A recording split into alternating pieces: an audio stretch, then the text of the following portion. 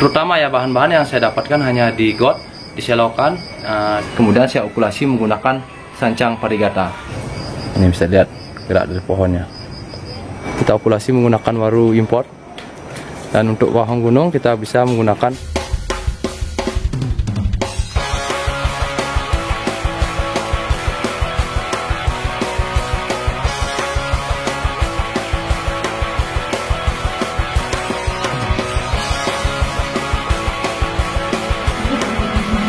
kasihan dilepas.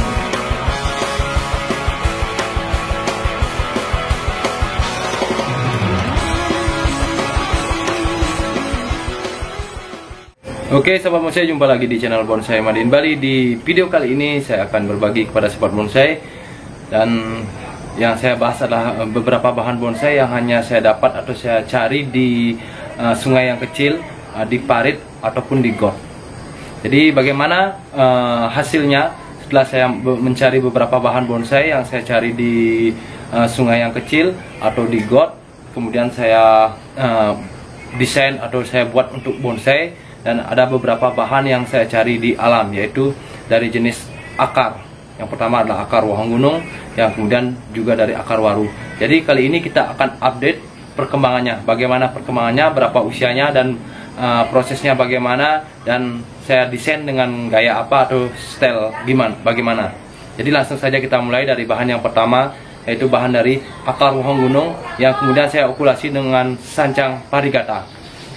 Mungkin teman-teman melihat tempat saya atau bonsai saya lagi berantakan karena masih dalam proses servis tempat untuk bonsai ya. Jadi tempatnya masih berantakan, dan kali ini saya mengupdate ya bagaimana perkembangan bahan-bahan bonsai yang saya ambil di alam, kemudian berapa bulan di tempat saya. Jadi bahan ini kira-kira sudah hampir 8 bulanan di tempat saya. Awalnya saya ambil dari akar wahong gunung, kemudian saya okulasi menggunakan sancang parigata. Jadi bagaimana perkembangannya dan bagaimana prosesnya, dan juga bagaimana style atau gayanya. Jadi kita cari juga gerak akar yang bagus. Jadi akar yang berkelompok itu yang saya cari, kemudian di bawah berkelompok, kemudian ke atas menyatu. Jadi desainnya kita konsep bergaya exposed root. Dan kemudian saya okulasi di 2 tempat. Satu bagian okulasi saya pakai untuk mahkota, dan satu okulasi saya gunakan sebagai cabang pertama yang mengarah ke turun atau ke bawah. Jadi terhitung sangat cepat ya, 8 bulan sudah memiliki bahan yang seperti ini. Yang penting kita bagaimana pintar-pintar kita mencari bahan di alam. Kali ini karena pertumbuhan sudah mulai, tunas sudah banyak tumbuh, jadi diusahakan untuk sancang kita melakukan pemilihan tunas ya. Karena banyak tunas yang tumbuh, jadi untuk pembesaran jadi menyebar, jadi kita harus sisakan ke tunas yang kita perlukan saja. Jadi kita mulai saja.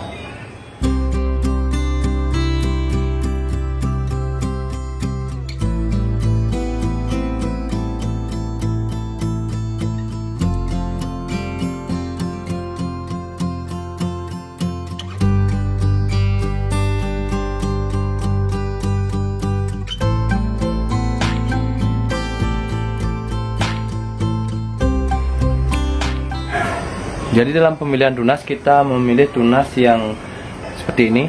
Jadi jika ada tekukan seperti ini kita buang yang di sini ya.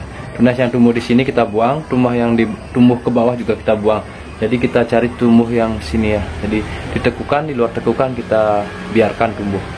Kita pilih sebagai penerus nanti. Nah, sahabat bonsai bisa lihat ya. Jadi setelah saya melakukan pengurangan, jadi agak terlihat kurang rapat. Sengaja biar tidak rapat dulu. Jadi masih proses pembesaran. Di pembesaran di cabang, kemudian di anak cabang. Jadi sahabat bonsai seperti itu ya. Saya hanya melakukan pemilihan tunas saja. Jadi pemilihan tunas dari bahan ini. Kemudian bahan ini karena tadi hujan, jadi saya tidak berani melakukan pengawatan. Takutnya nanti akan cepat patah. Jadi saya tunggu kering dulu. Saya tunggu media kering. Dan bahan ini nanti saya akan melakukan wiring atau pengawatan yang untuk di arah cabang dan juga anak cabang, agar pertumbuhannya sesuai dengan keinginan kita, atau kita tekuk atau kita arahkan agar pertumbuhannya sesuai dengan keinginan atau desain dari pohon ini.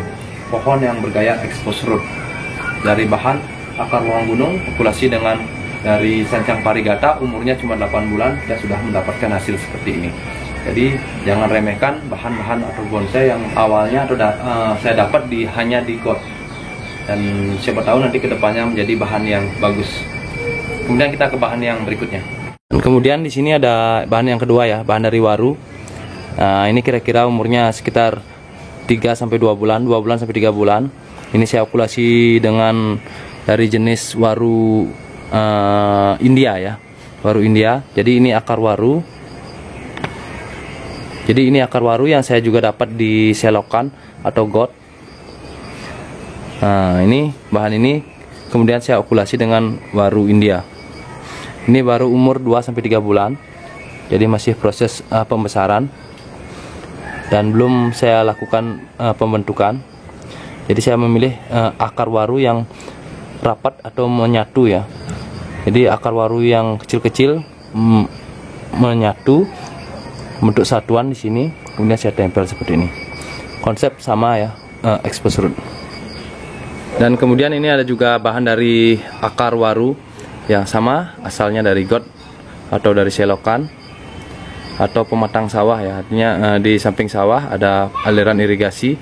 Jadi saya ambil bahannya, saya menemukan gerak dari akar ini bagus sekali untuk kita buat bonsai dari akar waru ini. Kemudian saya okulasi menggunakan waru India. Jadi ini agak sedikit terhambat okulasiannya, saya juga kurang paham, agak sedikit lambat. Ini umurnya kira-kira lebih dari 3 bulan, 3 sampai 4 bulan ya, mungkin 3 bulanan bahan ini. Jadi ini masih proses pertumbuhan juga. Saya banyak memiliki bahan-bahan bonsai yang berasal dari saya cari di alam, biasanya berasal dari sungai, di samping sungai atau di pinggir sungai, ataupun di sungai yang kecil atau pangkung, kemudian di got ataupun di selokan. Dan juga saya mengambil bahan dari saluran irigasi dari sawah. Jadi banyak tumbuh pohon waru dan juga pohon dari wahong gunung. Jadi kita manfaatkan bahan-bahan yang mungkin jarang dilirik orang, kemudian saya manfaatkan, mudah-mudahan nanti kedepannya menjadi bahan yang bagus dan bernilai jual tinggi. Dan ini juga bahan dari akar waru ya, yang saya ambil akar waru yang tidak, artinya satu akar waru ya, bukan dalam jumlah akar waru yang kecil-kecil yang berkumpul atau yang menyatu yang banyak, namun ini satuan yang saya buat atau konsep dengan gaya bunjin nanti. Nah, ini agak berantakan tempatnya karena baru pindah ya ke tempat ini. Jadi seperti ini kondisinya.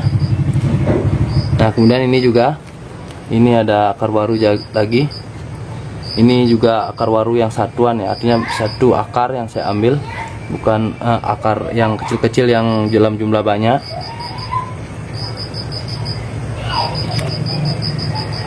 Nah, ini lagi bahan dari akar lagi. Ini konsepnya unik, jadi agak meliuk-liuk dari akar ini. Konsepnya gaya bunjin. Ini proses okulasinya masih terhambat, mudah-mudahan nanti akan cepat tumbuh tunas.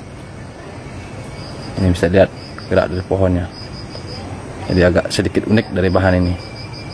Nah, kemudian di sini ada akar wahong gunung.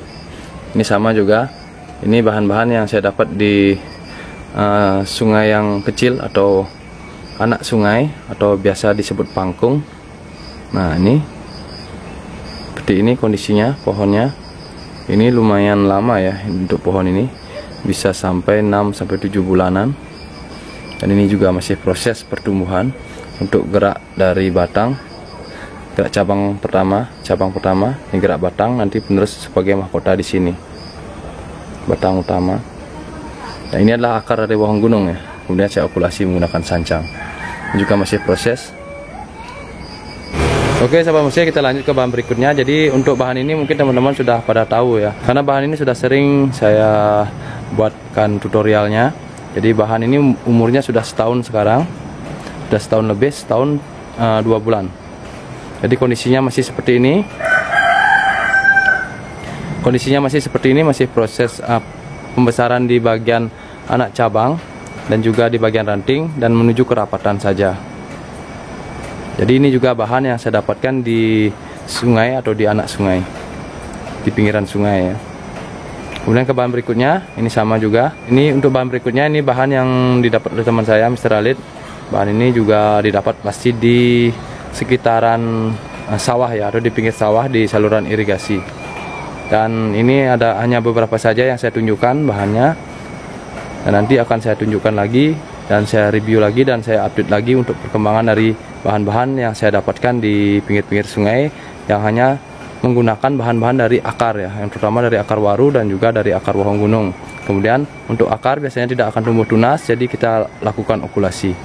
Jadi untuk waru kita bisa kita okulasi menggunakan waru import, dan untuk wahong gunung kita bisa menggunakan atau kita sambung menggunakan dari jenis sancang. Jadi sahabat bonsai, itu dia saya mereview beberapa bahan atau mengupdate ya bagaimana perkembangan bahan bonsai yang terutama ya bahan-bahan yang saya dapatkan hanya di got, di selokan, di pinggir sungai, di pinggir anakan sungai, ataupun di pinggir saluran irigasi dari sawah. Jadi kadang-kadang bahan ini jarang sekali dilirik oleh pebonsai, namun saya akan memanfaatkan, mudah-mudahan nanti kedepannya menjadi bahan yang bagus dan berprestasi. Dan sahabat bonsai, sampai di sini dulu. Semoga video ini bermanfaat. Sampai ketemu di video-video saya berikutnya. Salam bonsai.